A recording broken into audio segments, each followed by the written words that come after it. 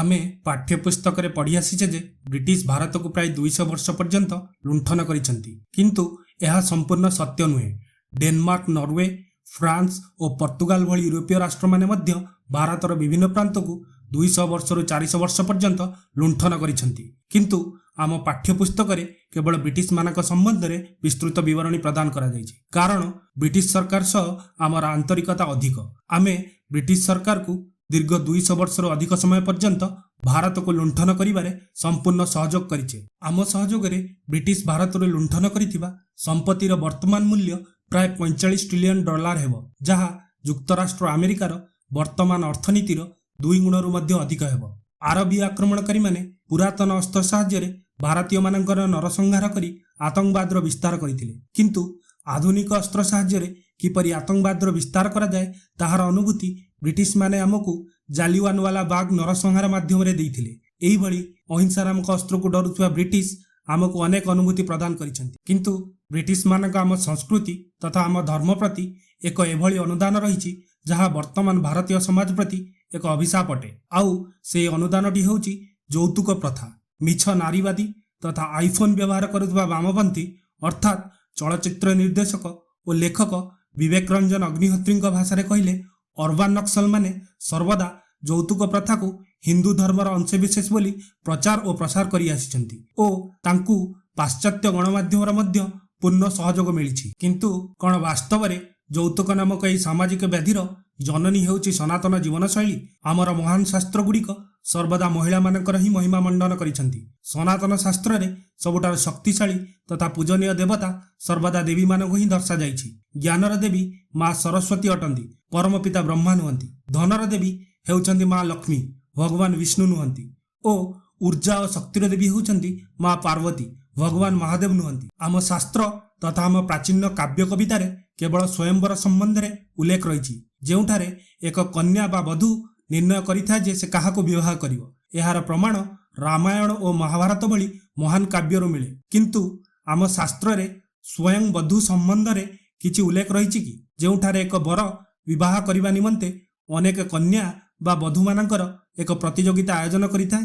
तेबे उत्तर हेउछि ना।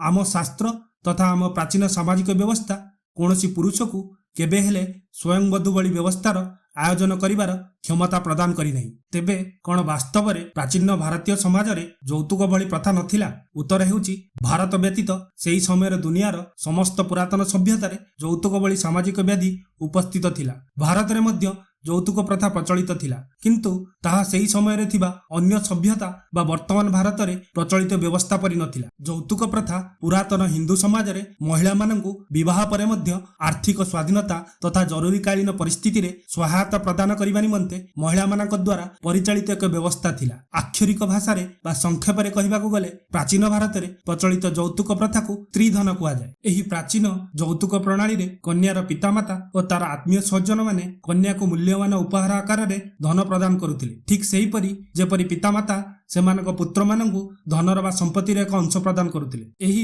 धनराशि केवल वधू बा कन्या पई ही उद्दिष्ट थिला, बर बा तार परिवार सदस्य मानक पई नुहे। अर्थात यौतुक रे मिलिथिबा धनराशि वधू द्वारा ही परिचालित हेउथिला, बर बा ता परिवार सदस्यक द्वारा नुहे। एही प्रणाली वधू को आर्थिक स्वाधीनता प्रदान करुथिला। तेणु प्राचीन भारत रे प्रचलित यौतुक प्रथा केवल महिला मानंकु विवाह परे मध्य आर्थिक स्वाधीनता प्रदान करिबा निमंते उद्दिष्ट थिला। एहार प्रमाण ग्रीस इतिहासकार एरियन और मिगेस्थिनिसक ख्रीष्टपूर्व 3य शताब्दी रे रचित पुस्तक इंडिका रु मिले। इंडिका अनुसार प्राचीन भारतीय माने विवाह निमंते कन्या चयन करिबा समय रे तार आर्थिक स्थिति संबंध रे आदौ ध्यान देउनथिले, केवल कन्यार सुंदरता तथा तार गुण देखि ताको विवाह करुथिले। इस्लामिक विद्वान अल बिरुनी जिए 1017 ख्रीष्टाब्द रे भारत आसीथिले, तांको अनुसार से समय रे हिंदू समाज रे यौतुक भली कोनसी प्रथा नथिला। बर वधू चयन करिबा समय रे ताको एक उपहार देउथिला और से उपहार को फेरस्त पाइबार तार कोनसी अधिकार नथिला। जदि कन्या विवाह करिबाको अमंग हुए तेबे से ता इच्छा रे उपहार फेरस्त देउथिला। 1792 मसीह रे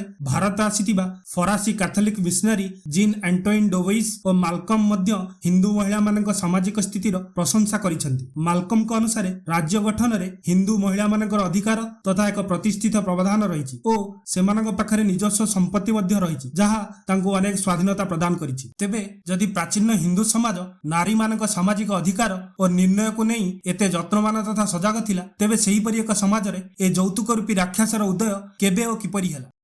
1793 ମସିହାରେ ଲର୍ଡ କର୍ଣ୍ଣୱାଲିସର ସମୟରେ ହିଁ ଆଧୁନିକ ଯୌତୁକ ପ୍ରଥାର ପ୍ରଚଳନ ଆରମ୍ଭ ହୋଇଥିଲା। ବ୍ରିଟିଶ ମାନେ ପ୍ରଥମେ ବଙ୍ଗରେ ଜମିର ବ୍ୟକ୍ତିଗତ ମାଲିକାନା ନିୟମର ପ୍ରଚଳନ କରିଥିଲେ। ଏହା ପୂର୍ବରୁ ଭାରତରେ ଜମିର ବ୍ୟକ୍ତିଗତ ମାଲିକାନା ନିୟମ ନଥିଲା। ସମସ୍ତ ଜମି ସେଠାରେ ଶାସନ କରୁଥିବା ସରକାରଙ୍କର ଥିଲା ଓ ଲୋକମାନେ କେବଳ ସରକାରଙ୍କ ଜମିରେ ବସବାସ କରୁଥିଲେ। ବ୍ରିଟିଶ ମାନଙ୍କର ଏହି ନିୟମ କାରଣରୁ ସେଠାରେ ବସବାସ କରୁଥିବା ଲୋକଙ୍କ ମଧ୍ୟରେ ଜମି ବିବାଦ ଆରମ୍ଭ ହୋଇଯାଇଥିଲା, ଅର୍ଥାତ୍ ଡିଭାଇଡ୍ ଆଣ୍ଡ ରୁଲର ମୂଳଦୁଆ ପଡ଼ିଥିଲା।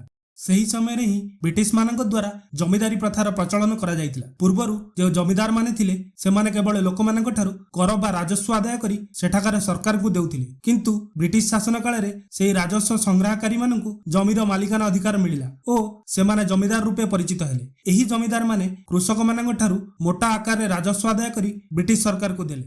ଏହାପରେ ବ୍ରିଟିଶ ସରକାର ନିୟମ ତଥା ଆଇନ ପ୍ରଣୟନ କରି ଭାରତୀୟ ମହିଳାମାନଙ୍କ ଠାରୁ ସମ୍ପତ୍ତିର ମାଲିକାନା ଅଧିକାର ଛଡାଇ ନେଲା। କେବଳ ପୁରୁଷମାନଙ୍କୁ ହିଁ ସମ୍ପତ୍ତିର ଆଇନଗତ ଅଧିକାର ପ୍ରଦାନ କଲା, ଯାହା ଭାରତୀୟ ସମାଜରେ ମହିଳାମାନଙ୍କ ସ୍ଥିତିକୁ ପ୍ରଭାବିତ କଲା। 1870 ମସିହା ହେଉ ପ୍ରାଚୀନ ହିନ୍ଦୁ ସମାଜରେ ଯାହାକୁ ସ୍ତ୍ରୀ ଧନ କୁହାଯାଉଥିଲା ତାହା ଯୌତୁକ ରୂପୀ ଏକ ରାକ୍ଷସ ରୂପେ ଉଦୟ ହୋଇସାରିଥିଲା। ଅର୍ଥାତ୍ ବିବାହରେ କନ୍ୟାକୁ ମିଳୁଥିବା ସମସ୍ତ ସମ୍ପତ୍ତିର ମାଲିକାନା ଅଧିକାର କନ୍ୟା ପରିବର୍ତ୍ତେ ବର ଓ ତାର ପରିବାର ସଦସ୍ୟଙ୍କୁ ମିଳିଲା। ଏହିପରି ଭାରତୀୟ ସମାଜରେ ବିବାହ ବର ତଥା ତା ପରିବାର ପାଇଁ ଏକ ଆର୍ଥିକ ଆମଦାନୀର ଉତ୍ସରେ ପରିଣତ ହେଲା ଓ ଏହା ସଙ୍ଗେ ସଙ୍ଗେ ଝିଅମାନେ ପରିବାର ପାଇଁ ଏକ ଆର୍ଥିକ ବୋଝରେ ପରିଣତ ହେଲେ। ଶେଷରେ ବ୍ରିଟିଶ ମାନଙ୍କ ଦ୍ୱାରା ପ୍ରଚଳିତ ଏହି ନିୟମ ବଧୂ ହତ୍ୟା ତଥା କନ୍ୟା ଭ୍ରୂଣ ହତ୍ୟା ଭଳି ଅପରାଧକୁ ଜନ୍ମ ଦେଲା। ବାମପନ୍ଥୀ ଇତିହାସକାର, ବୁଦ୍ଧିଜୀବୀ ତଥା ପାଶ୍ଚାତ୍ୟ ରାଷ୍ଟ୍ର ଓ ତାଙ୍କର ଗଣମାଧ୍ୟମ କୌଣସି ପ୍ରତ୍ୟକ୍ଷ ପ୍ରମାଣ ବିନା ହିଁ ହିନ୍ଦୁ ଧର୍ମକୁ ଯୌତୁକ ଜନିତ ଅପରାଧର ଜନନୀ ବୋଲି ପ୍ରଚାର କରିବାରେ ତଥା ହିନ୍ଦୁ ଧର୍ମକୁ ବଦନାମ କରିବାରେ କୌଣସି ଅବହେଳା କରିନାହାନ୍ତି। କିନ୍ତୁ ଯୁକ୍ତରାଷ୍ଟ୍ର ଆମେରିକାରେ ଜୀବନ ବୀମା ରାଶି ବା ଲାଇଫ୍ ଇନ୍ସୁରାନ୍ସର ରାଶି ପାଇବା ପାଇଁ ପାରିବାରିକ ଷଡ଼ଯନ୍ତ୍ର କାରଣରୁ ହେଉଥିବା ହତ୍ୟାକାଣ୍ଡ ଜନିତ ଅପରାଧ ଭାରତରେ ହେଉଥିବା ଯୌତୁକ ଜନିତ ହତ୍ୟାକାଣ୍ଡ ଅପରାଧ ଠାରୁ ଯଥେଷ୍ଟ ଅଧିକ। କିନ୍ତୁ ଏଠାରେ ବାମପନ୍ଥୀ ଓ ପାଶ୍ଚାତ୍ୟ ଗଣମାଧ୍ୟମ ମାନେ ଏହି ଅପରାଧ ପାଇଁ ଖ୍ରୀଷ୍ଟ ଧର୍ମକୁ କେବେ ହେଲେ ଦାୟୀ କରିନାହାନ୍ତି, କାରଣ ସେମାନେ ଭଲ ଭାବେ ଜାଣିଛନ୍ତି କି କେଉଁ ଧର୍ମ ସଂଗଠିତ ଆଉ କେଉଁ ଧର୍ମ ଅସଂଗଠିତ। ଜୟ ହିନ୍ଦ।